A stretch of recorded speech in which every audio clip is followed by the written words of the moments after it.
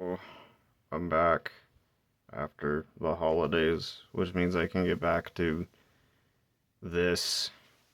As you may recall, I've still been working on this Volks 1/144th scale Black Knight kit, batch shoe, the Black Knight. And while this is certainly a very nice kit, it's quite attractive looking. I will say that. This is a very, very detailed, really pretty kit. It has been a challenge to build. None of the kit actually fits together, like with friction. Everything has to be glued. In fact, I don't think I've used this much cement in quite a while. This was close to a full bottle when I started. Uh, so that's been interesting. But as you can see, I have finished the legs, the waist, and the torso, as well as all the skirt armor. And I have it assembled this way because I can't unassemble it. Once this goes together, it's kind of staying together. And it's also, while it does have poly caps and components, and you can see these kind of can move out of the way, and it is articulated. This is still, I would not try and pose this in any real dynamic fashion. I also have built the head, which it's a little tricky to see, but I did paint the eyes.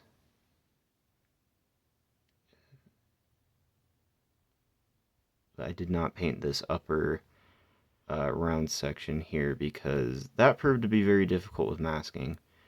But anyway, kind of more with this kit. It has been honestly, pretty challenging. uh, while the parts quality and just detail, it's a very, very good looking kit, is very much just very well sculpted. There are issues, as you can see, these heel spurs are kind of loose. This one's fine. This one just does whatever. It also, because of these very prominent high heels, it has a little bit of a difficulty balancing itself. So it's kind of wonky in that way. And when this is completed, I'm going to try and figure out a way to, oh, these move as well. Like just like that, touching it will throw it off balance very easily. I'm gonna actually drop its little, like, these are meant to be like not actual like structurally supportive pieces. They're just kind of there for fun. But it's a little bit of a counterbalance because this thing really easily will tip over. It's pretty well color matched for the most part. Like I said, the most painting I think, like bare minimum, you will need to do is the eyes on his head. But the reason I don't have the head attached to is there's another piece that goes around the collar area that will kind of add to the detail. But it's just really alarming to see how much detail there is in this kit. A really good example is I'm currently working on the shoulders. And all this very fine detail that you see here in this mechanism that moves the shoulder armor, um, this is all going to be hidden by those very large red shoulder armor pieces. Like, you won't see this when this is done. Yet it's still there, which is really fascinating. There is like a semblance of a skeleton, maybe not like a full kind of inner frame, but like there's a semblance of artistry and like detail, and it's quite interesting. But as I mentioned, none of the kit fits together with friction. Everything has to be glued with the exception of the polycaps. Um, and while the legs and everything are fully articulate, with this skirt armor kind of not really going anywhere, like the back skirts are fixed in place. The side skirts and front skirts are kind of free floating, but they're just also kind of held in with glue. Um, yeah, there's a reason the box art shows this thing in like a pretty stationary pose because again, in theory, it's posable. Like there's even like two like I'm not even gonna try it because it's gonna break. There are two. There's a polycap right here at the base, kind of towards the crotch, and a polycap in the upper torso. So like there's two waist and like kind of ab crunch joints that allow it to kind of rock from side to side. Um, and then the neck, or no, the neck is fixed in place. That's mainly reliant on the ball joint at the base of the head, uh, which is, again, I do like the head. I like this design. Very samurai-esque. Um, when this is completed, this is going to be like absolutely just stationary. I'm also going to glue these heel spurs in place. These are, I think they're meant to be movable. I think if I recall in the manual, it says that like you don't need to glue them. They want you to be able to move it for dynamic posing options. I'm going to glue them in place because I have no use for them moving. And this thing will kind of knock itself over on its own anyway. But that's kind of where we're at so far. The other painting, a lot of the painting I've done is also not easily visible except for by the heels. I have painted some of the innards with the Molotov uh, liquid chrome paint pen because I'm doing that kind of as an homage to the L game version of this particular mecha design, the Bat Shoe. And where its innards, like the L Games innards, were like a copper color, were metallic copper, and the Bat Shoes innards or kind of inner frame components were all a silver color. So parts of it, unlike the joints and like visible stuff, other than like this like very detailed like waist section that looks segmented. Um, I'm gonna try and paint some of the innards with that paint pen, especially in the arms. I think a lot of this stuff will be really good. Will take pretty well to painting. Um, but yeah, this has been an interesting kit, and it's really has just taken a long time to progress on it because it's like everything that gets assembled requires glue, and it has to be held in place. There isn't any like fixed like when you put a regular Gundam model kit or like a snap fit type model kit. Ooh. Um, it has a particular point where the parts will properly lock into place and line up. Whereas this, it's just like they give you like a peg and it's just like and a hole and it's just like glue that in there and then you have to manually kind of line everything up to make it look right.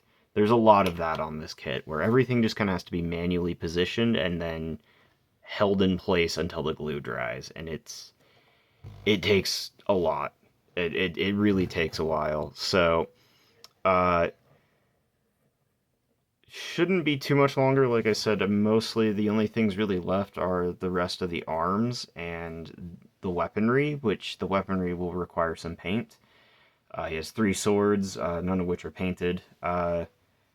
But I am still enjoying this kit. It's very different. It's a nice change of pace from what I usually build. So I don't know. Like I said, I wouldn't recommend this to like most people unless you're a really big 5-star stories fan, like I am. It's a very niche and expensive product, and it is the way it is for that reason. There's, like I said, the cost. There there definitely is like this is definitely an older mold, and I think it's a downscaled mold from the one to 100th scale kit because there are parts in here that look like they may have been initially, at least in the larger scale kit, might be multiple pieces that they've truncated into single pieces. Particularly, a lot of this armature. While this armature can move and you can position the shoulder armor, particularly right inside here, this piece, oh, it really does not want to focus on that. This piece right here looks like that would be like a poly cap, but that's actually all one piece connected to this armature that these side armor plates are on. And so that leads me to believe it's likely just scaled down. So, I mean, I can't confirm that because I don't have the 1 to 100th scale kit, but again, when this thing is going to be done, it is going to remain stationary. This is effectively a statue, but I think I'm fine with that. It looks really nice. It feels like an old school garage kit. So if you're some of the parts are older. There's definitely quite a bit of flash on the polycap runners to the point where the polycaps just don't, like when you cut them out, they just don't hold their shape. It's weird, but they still work just fine. There was some flash, like particularly on the skirt armor and some of the leg armor, and then this shoulder armor had to have flash trimmed off. It was just the slightest bit, but the mold quality and plastic quality is still pretty up there. So I do feel like the price, the MSRP for these Volks kits is justifiable to a degree because they are very detailed, and this is a very like heavily detailed and engineered model kit. Even if it is stationary, it's still very well thought out and very much like it feels like you're building a sculpture, and I think that's where a lot of that cost comes from. So hopefully this should be done soon, because I have quite the backlog built up. I don't think I've had this big of a backlog built up in quite a while. So, uh, not that I'm like wanting to rush this kit because I can't, but I do want to. I am very curious. Also, size wise, this thing is definitely bigger than like your average Gundam. So, here is a 1/144th scale high grade kit. We'll just use for a regular 18-meter tall mobile suit our G-Quux Red Gundam, and you can see just the leg, like not even the full kit, and it's already taller than a regular high grade, which is kind of interesting. My focus really does not like my keyboard being in the background. But yeah, it's definitely bigger, but it's also not nearly as large as I was initially expecting. It's maybe closer to like there are some mobile suits that are in the high grade line that are pretty sizable that I think would be about this size. So it feels like it would fit in there. It's just significantly more detailed than a regular like high grade Gundam. It's definitely a lot more work, but it is progressing. So, I'm gonna go to bed now. I hope you guys all had a good holidays. I hope they were good. Um, bye bye.